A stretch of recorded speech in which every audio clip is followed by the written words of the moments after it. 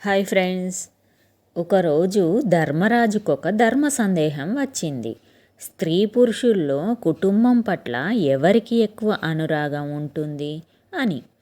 ఇదే విషయం భీష్ముణ్ణి అడిగాడు. దానికి భీష్ముడు నవ్వి, నీకొక కథ చెబుతాను, అందులో నీకు సమాధానం దొరకవచ్చు అని చెప్పడం ప్రారంభించాడు. పూర్వం భంగస్వనుడు అనే రాజు ఉండేవాడు. అతను ధర్మనిరతుడు, సత్యసంధుడు.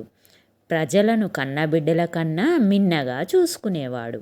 అటువంటి రాజుకు సంతానం కలగలేదు. అపుత్రస్య గతిర్నాస్తి అని పున్నామ నరకం నుండి తప్పించడానికి ఒక్క పుత్రుడైనా లేడే అనే బాధతో అగ్నిదేవుణ్ణి ప్రార్థించి అగ్నిస్తుత యజ్ఞం చేశాడు. అగ్నిదేవుడు సంతుష్టుడై 100 మంది పుత్రులను అనుగ్రహించాడు. ఈ విషయం ఇంద్రుడికి తెలిసింది. దేవతల రాజైన తన అనుమతి లేకుండా భంగస్వనుడు యజ్ఞం చేసి 100 కుమారులను పొందడం ఆగ్రహం తెప్పించింది. అతడికి తగిన శిక్ష వేసి తన అహాన్ని చల్లార్చుకోవాలని అనుకున్నాడు ఇంద్రుడు. తగిన సమయం కోసం వేచి ఉన్నాడు. ఒకరోజు భంగస్వనుడు వేటకు వెళ్ళాడు. ఇంద్రుడు అదను చూసి అతన్ని దారి తప్పేలా చేశాడు. ఫలితంగా ఆ రాజును గుర్రం ఏటో తీసుకొని వెళ్ళింది. ఇంతలో అతడికి బాగా దాహం వేసింది. అటూ ఇటూ చూడగా సమీపంలో ఒక కొలను కనిపించింది. వెంటనే గుర్రం దిగి కొలనులో నీటిని సేవించాడు. స్ఫటికంలా స్వచ్ఛమైన నీటిని చూడగానే స్నానం చేయాలనిపించి అందులో మునిగాడు. మునిగి పైకి లేచేసరికి ఆ రాజు ఆశ్చర్యకరంగా స్త్రీగా మారిపోయాడు. అయాచితంగా ప్రాప్తించిన స్త్రీత్వానికి చాలా చింతించాడు.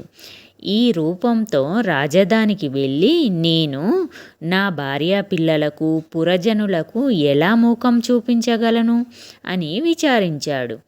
అయినా ఇలా అడవిలో ఉండలేను కదా అనుకొని చివరకు రాజధానికి వెళ్ళాడు. మంత్రులను పిలిచి విషయం చెప్పి తన పెద్ద కుమారుణ్ణి రాజ్యాభిషక్తుణ్ణి చేసి పుత్రులందరికీ రాజ్యాన్ని అప్పగించి తాను మాత్రం తపస్సు చేసుకోవడానికి అడవిలోకి పోయి అక్కడ ఒక ముని ఆశ్రమంలో నివసించసాగాడు. కాలక్రమంలో ప్రకృతి వైపరీత్యాన మునికి స్త్రీలాగా మారిన రాజుకి జత కుదిరి మోహించి వివాహమాడారు. స్త్రీగా ఆ ముని వలన అత్యంత బలసంపన్నులైన 100 కుమారులను పొందాడు. వారు పెరిగి పెద్దయిన తర్వాత ఆ 100 కుమారులను తీసుకొని రాజ్యానికి వెళ్ళి అక్కడ ఉన్న తన కుమారులతో, కుమారులారా, నేను పురుషుడిగా ఉన్నప్పుడు మిమ్మల్ని కుమారులుగా పొందాను, స్త్రీగా ఉన్నప్పుడు ఈ 100 కుమారులను పొందాను, కనుక వీరు మీ సోదరులు. ఇక మీదట మీరంతా ఈ రాజ్యాన్ని పంచుకొని పాలించండి అంది. స్త్రీగా మారిన ఆమె ఒకప్పటి తమ తండ్రి కనుక పితృవాక్య పాలకులుగా తండ్రి మాట పాటించి వారు రాజ్యాన్ని పంచుకొని పాలించసాగారు. ఇది చూసిన ఇంద్రుడు, నేను ఈ రాజుకు కీడు చేద్దామనుకుంటే అది అతడికి మేలు అయ్యింది. ఎలాగైనా వీరి మధ్య భేదం కల్పించాలని సంకల్పించి ఒక బ్రాహ్మణుడి రూపం దాల్చి భంగస్వనుడికి పురుష రూపంలో కలిగిన పుత్రుల వద్దకు వెళ్ళి, రాజకుమారులారా, ఏమిటి వెర్రి? ఎవరినో తీసుకువచ్చి వీరు మీ తమ్ముళ్ళు అని చెప్పగానే నమ్మడమేనా? అసలు వీరి తండ్రి ఎవరు? ఎవరికో పుట్టిన కుమారులు మీ తమ్ముళ్ళు ఎలా కాగలరు అని వారిలో కలతలు రేపాడు. అలాగే భంగస్వనుడు స్త్రీగా ఉన్నప్పుడు జన్మించిన కుమారుల వద్దకు వెళ్ళి లేనిపోని మాటలు చెప్పి అన్నదమ్ముల మధ్య ద్వేషం రగిల్చాడు. అన్నదమ్ములు బద్ధశత్రువులై ఒకరితో ఒకరు కలహించి యుద్ధము చేసుకొని చివరకు అందరూ మరణించారు. చనిపోయిన కుమారులను చూసి స్త్రీ రూపంలో ఉన్న భంగస్వనుడు గుండెలు బాదుకొని రోదించసాగింది. ఇది చాటుగా గమనిస్తున్న ఇంద్రుడు మరల ఏమీ ఎరుగని వాడిలా బ్రాహ్మణ రూపుడై, అమ్మా, నీవు ఎవరవు? ఎందుకిలా రోదిస్తున్నావు అని అడిగాడు.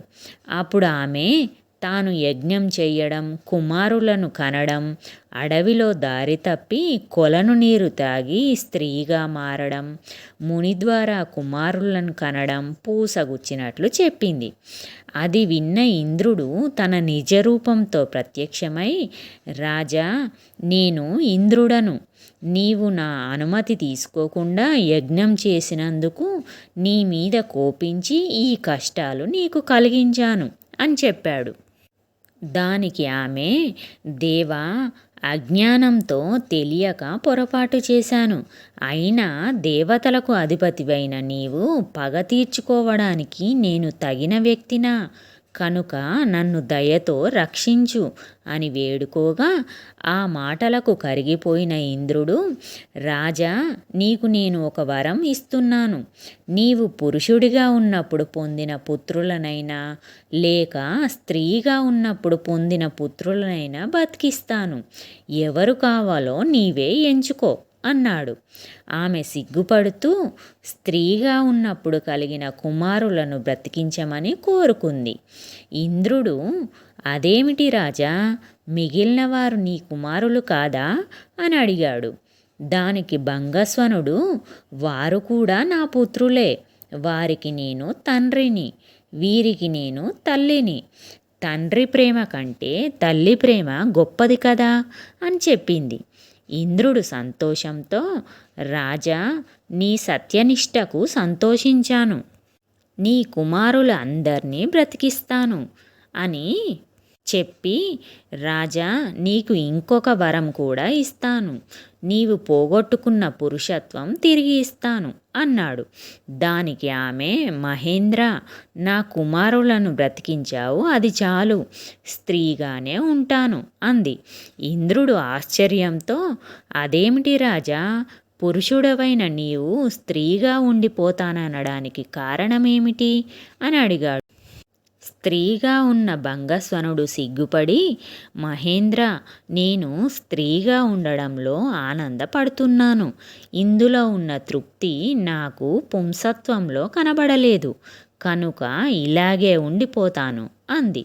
దేవేంద్రుడు నవ్వి, అలాగే అగుగాక అని ఆశీర్వదించాడు అని పై కథంతా ధర్మరాజుకు చెప్పిన భీష్ముడు, యుధిష్ఠిరా, ఇప్పుడు తెలిసిందా నీ ప్రశ్నకు సమాధానం అని అడిగాడు. స్త్రీ జన్మ యొక్క ఔన్నత్యం అర్థమైన ధర్మజుడు మౌనంగా తల పంకించాడు. ఒక్క ఆడది ఉంటేనే లోకాలు వణుకుతాయి. ఇద్దరు ఆడవాళ్ళు కలిస్తే సముద్రాలే ఇరిగిపోతాయి. ముగ్గురు ఆడవాళ్ళు కలిస్తే ఇంకేముంది, పట్టపగలే నక్షత్రాలు రాలుతాయి. అంటే స్త్రీ చాలా చాలా శక్తివంతురాలని భావం. ఇది ఫ్రెండ్స్ ఈరోజు కథ. కథ నచ్చితే లైక్ చేయండి, కామెంట్ చేయండి, సబ్స్క్రైబ్ చేసుకోండి.